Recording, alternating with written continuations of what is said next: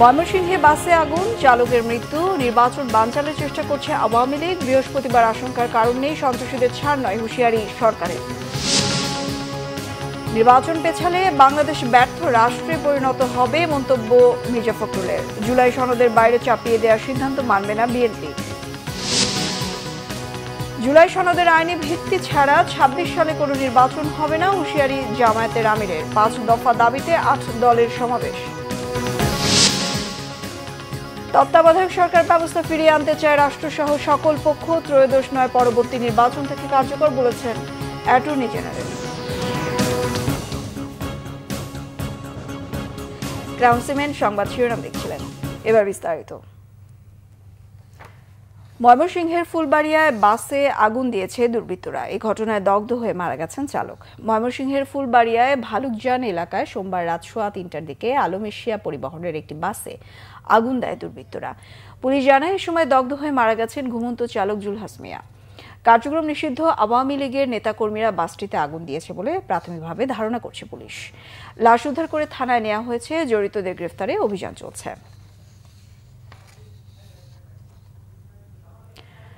স্বরাষ্ট্র উপদেষ্টা অবসরপ্রাপ্ত লেফটেন্যান্ট জেনারেল জাহাঙ্গীর আলম চৌধুরী বলেছেন, কার্যক্রম নিষিদ্ধ আওয়ামী লীগের বৃহস্পতিবারের লকডাউন কর্মসূচি ঘিরে শক্ত অবস্থানে আছে সরকার।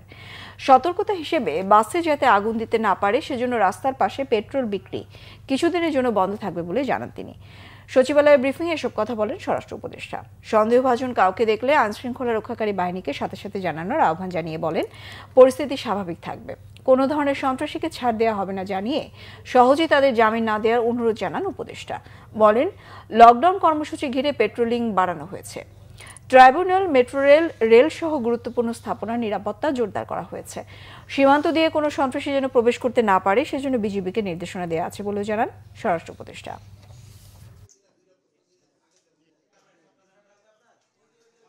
রাস্তার পাশে যে তেল বিক্রি করা, এই কিছুদিনের জন্য এটা বন্ধ থাকবে।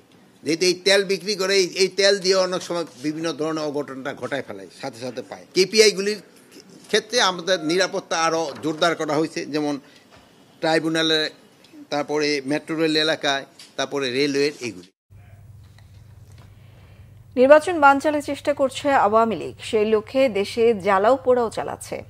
তবে ফেব্রুয়ারির প্রথম ভাগেই সংসদ নির্বাচন, দেশি বিদেশি কোনো শক্তি নির্বাচন বানচাল করতে পারবে না বলেছেন প্রধান উপদেষ্টার প্রেস সচিব শফিকুল আলম। মঙ্গলবার সকালে কুমিল্লার ১৪গ্রাম উপজেলার কুলিয়ারা উচ্চ বিদ্যালয়ের নতুন ভবনের ভিত্তিপ্রস্তর স্থাপন অনুষ্ঠানে সাংবাদিকদের সঙ্গে আলাপকালে তিনি এমন মন্তব্য করেন। প্রেস সচিব শফিকুল আলম বলেন, ফ্যাসিস্ট আওয়ামী লীগ দেশে জ্বালাও পোড়াও চালিয়ে প্রমাণ করছে তাদের নেশায় সন্ত্রাসী কর্মকাণ্ড। নাশকতা করলে তাদেরকে কঠোর হাতে দমন করা হবে। শফিকুল আলম আরও বলেন, রাজনৈতিক দলগুলোর মধ্যে মতবিরোধ থাকতে পারে, তবে সবাই নির্বাচনের প্রস্তুতি নিচ্ছেন। ইলেকশন তার সময় মতো ফেব্রুয়ারির প্রথমার্ধে হবে। এখানে কোনো শক্তি নাই, কোনো আওয়ামী লীগের এই একটা দুইটা ককটেল নাই, বা কোনো দেশি বিদেশি কোনো শক্তি নাই এই ইলেকশনকে তারা বানচাল করতে পারে। কোনোভাবেই সম্ভব না। বাংলাদেশের মানুষ খুবই সুন্দর একটা ইলেকশন দেখবে, যেটা ফ্রি হবে, ফেয়ার হবে, ক্রেডিবল হবে, ইনক্লুসিভ হবে। সমস্ত জনগণ যেখানে জয়েন করে যে ইলেকশনে, সেটা ইনক্লুসিভ হবে এবং খুবই উৎসব মুখর হবে। বিএনপি মহাসচিব মির্জা ফখরুল ইসলাম আলমগীর বলেছেন, ফেব্রুয়ারিতে নির্ধারিত সময়ে নির্বাচন অনুষ্ঠিত না হলে বাংলাদেশ একটি ব্যর্থ রাষ্ট্রে পরিণত হবে। মঙ্গলবার তার নির্বাচনী এলাকা ঠাকুরগাঁও ১ আসনের বড়গাঁও ইউনিয়নবাসীর সাথে কেকে বাড়ি উচ্চ বিদ্যালয় মাঠে এক মতবিনিময় সভায় প্রধান অতিথির বক্তব্য রাখেন। মির্জা ফখরুল বলেন, পলাতক প্রধানমন্ত্রী শেখ হাসিনার লকডাউন ঘোষণা সম্পর্কে বলেন, নয়াদিল্লি থেকে কেন, সাহস থাকলে দেশে এসে খালেদা জিয়ার মতো কারাভোগ করে রাজনীতির মাঠে এসে দাঁড়ান, তখন বোঝা যাবে আওয়ামী লীগ কতটা জনগণের দল। তিনি অন্তর্বর্তী সরকারকে সতর্ক করে বলেন, দীর্ঘ ৯টি মাস ধরে বিভিন্ন রাজনৈতিক দলের সঙ্গে আলোচনার মাধ্যমে জুলাই সনদে সব দলের ঐকমত্যের ভিত্তিতে যা স্বাক্ষর করানো হয়েছে, তার বাইরে যে কোনো কিছু বাস্তবায়নের চেষ্টা করা হলে তার দায়ভার সরকারকেই বহন করতে হবে। বিএনপি মহাসচিব জামায়াতে ইসলামের নির্বাচন পেছানোর সমালোচনা করে বলেন, হেরে যাওয়ার ভয়ে নির্বাচন পেছানোর চেষ্টা করছে দলটি।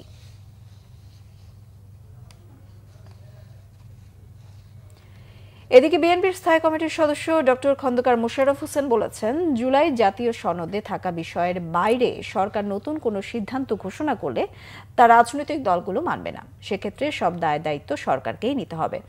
বিএনপি চেয়ারপারসনের গুলশান কার্যালয়ে সংবাদ সম্মেলনে এসব কথা বলেন ডক্টর খন্দকার মোশাররফ হোসেন। তিনি জানান, সোমবার রাতে বিএনপির ভারপ্রাপ্ত চেয়ারম্যান তারেক রহমানের সভাপতিত্বে দলের স্থায়ী কমিটির সভায় জুলাই জাতীয় সনদের বিষয়ে আলোচনা হয়েছে। বিএনপির স্থায়ী কমিটির এই সদস্য বলেন, রাজনৈতিক দলগুলোর সাথে জাতীয় ঐকমত্য কমিশনের দীর্ঘ প্রায় 1 বছর ধরে আলোচনা হয়। তারপর কতগুলো বিষয়ে নোট অব ডিসেন্ট সহ ঐকমত্যের ভিত্তিতে রচিত জুলাই সনদ গত 17 অক্টোবর স্বাক্ষরিত হয়। দেশের সংবিধান ও আইনানুযায়ী তা বাস্তবায়নে সবাই অঙ্গীকারাবদ্ধ হয়। তবে এখন সরকারের উপদেষ্টাদের মধ্যে কেউ কেউ জুলাই জাতীয় সনদের বাইরে কোনো কোনো বিষয়ে সরকারের সিদ্ধান্ত ঘোষণার বিষয়ে যে বক্তব্য দিচ্ছেন তা বিভ্রান্তিকর। সরকারি সিদ্ধান্ত ঘোষণার ক্ষেত্রে যেসব বক্তব্য দিচ্ছেন তা বিভ্রান্তিকর এবং ঐকমত্যের ভিত্তিতে গৃহীত সিদ্ধান্ত অগ্রাহ্য করার শামিল। আমরা স্পষ্ট ভাষায় বলতে চাই যে জুলাই জাতীয় সনদে উল্লেখিত বিষয়দের বাইরে সরকার কোনো সিদ্ধান্ত ঘোষণা করলে সনদে স্বাক্ষরকারী কোনো দলের জন্য তা মান্য করার বাধ্যবাধকতা থাকবে না। দর্শক, জামায়াতে ইসলামী সহ ইসলামী সমমনা 8টি দলের সমাবেশ সম্পর্কে জানাতে এই মুহূর্তে পল্টনে রয়েছেন আমাদের সহকর্মী মুহিবুল্লাহ মুহিব, যুক্ত চিতার সঙ্গে। মুহিব, সমাবেশে নেতারা কি বক্তব্য দিয়েছেন সে ব্যাপারে বিস্তারিত জানাবেন। বিশেষ ঠিক কিছুক্ষণ আগে পল্টনে যেই সমমনা 8 দলের সমাবেশ সেটি শেষ হয়েছে এবং সমাপনী বক্তব্য রেখেছেন ইসলামী আন্দোলনের আমির মাওলানা রেজাউল করিম। তিনি যেটি বলেছেন যে যতক্ষণ পর্যন্ত না জুলাই সনদের আইনি ভিত্তি হবে ততক্ষণ পর্যন্ত আসলে জাতীয় নির্বাচন মানুষের কাছে গ্রহণযোগ্য হবে না এবং সাংবিধানিক বা আইনি ভিত্তি পাবে না। এবং জামাত ইসলামীর আমির ডাক্তার শফিকুর রহমানও ঠিক একই কথা বলেছেন যে এই জুলাই সনদ নিয়ে গণভোট না হওয়া পর্যন্ত বাংলাদেশে আর কোনো নির্বাচনী অনুষ্ঠান হতে দেয়া হবে না, এটি অনেকটাই স্পষ্ট করেছেন। এবং পাশাপাশি বলেছেন, বিএনপির সমালোচনা করে বলেছেন যে এই জুলাই সনদ মূলত তারা মানতে পারছেন না বলেই নির্বাচনের দিন একই দিনে এই জুলাই সনদ নিয়ে গণভোট করতে চান। মূলত এই জুলাই সনদ বিএনপি মানতে চাইছে না, এটি মনে করছে আসলে সমমনা 8 দল।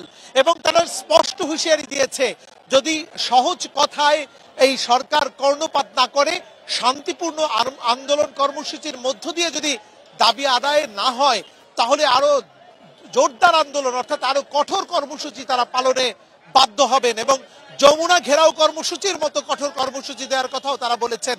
এখানে শুধুমাত্র ইসলামী আন্দোলন বা জামাতে ইসলামী নয়, এখানে অন্যান্য বিশেষ করে খেলাফত মজলিস এবং মাওলানা মামুনুল হক তিনিও কিন্তু বলেছেন যে রক্ত দিয়ে হলেও এই দাবি আদায়ে তারা রাজপথে তারা নামবেন। এবং তারা স্পষ্টতই বলেছেন যে আগামী নির্বাচন নিয়ে যদি কোনো অনিশ্চয়তা তৈরি হয় এবং এই গণভোট কেন্দ্রিক যদি কোনো অনিশ্চয়তা তৈরি হয় তাহলে দায়ভার সরকার এবং বিএনপিকে নিতে হবে। মুহিব, ধন্যবাদ আপনাকে। দর্শক, জামায়াতে ইসলামী সহ সমমনা ইসলামিক 8টি দলের সমাবেশ স্থল থেকে যুক্ত হয়েছিলেন সহকর্মী মুহিবুল্লাহ মুহিব। নির্বাচনকালীন তত্ত্বাবধায়ক সরকার ব্যবস্থা কোন প্রক্রিয়ায় ফিরবে তা নিয়ে সুপ্রিম কোর্টের আপিল বিভাগের রায় আগামী 20 নভেম্বর। ত্রয়োদশ সংশোধনীকে অবৈধ ঘোষণা করে তত্ত্বাবধায়ক সরকার ব্যবস্থা বাতিলের সেই রায় পুনর্বিবেচনা চেয়ে 2024 অক্টোবরে 5টি আবেদন করা হয়। শুনানি শেষে আপিলের অনুমতি পায় আবেদনকারীরা। সেই আপিলের উপর আবেদনকারী এবং রাষ্ট্রপক্ষ 10 দিন শুনানি করে। মঙ্গলবার উভয় পক্ষে শুনানি শেষে রায়ের তারিখ দেয় আপিল বিভাগ। গণতন্ত্রকে সুসংহত করা, ভোটাধিকার পুনরুদ্ধার এবং মানুষের মৌলিক অধিকার সুরক্ষায় তত্ত্বাবধায়ক সরকারের বিকল্প নেই বলে মনে করে আপিলে অংশ নেওয়া আইনজীবীরা। তারা বলেন, বাংলাদেশের পরিস্থিতিতে রাজনৈতিক সরকারের অধীনে যে সুষ্ঠু নির্বাচন সম্ভব নয় তার প্রমাণ বিগত আওয়ামী লীগ সরকারের অধীনে নির্বাচনগুলো। উভয় পক্ষের আইনজীবীরা মনে করেন, আসন্ন নির্বাচনের আগে রায় হলেও অন্তর্বর্তী সরকারের অধীনেই ত্রয়োদশ সংসদ নির্বাচন হবে।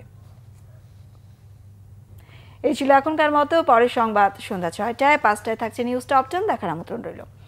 এছাড়া বাংলা বিষয় সংবাদ ও সংবাদ সংশ্লিষ্ট অনুষ্ঠান দেখতে ভিজিট করুন www.bbnews24.com ও facebook.com/banglavisionnews। সাবস্ক্রাইব করুন youtube.com/banglavisionnews। সঙ্গে থাকায় ধন্যবাদ সবাইকে।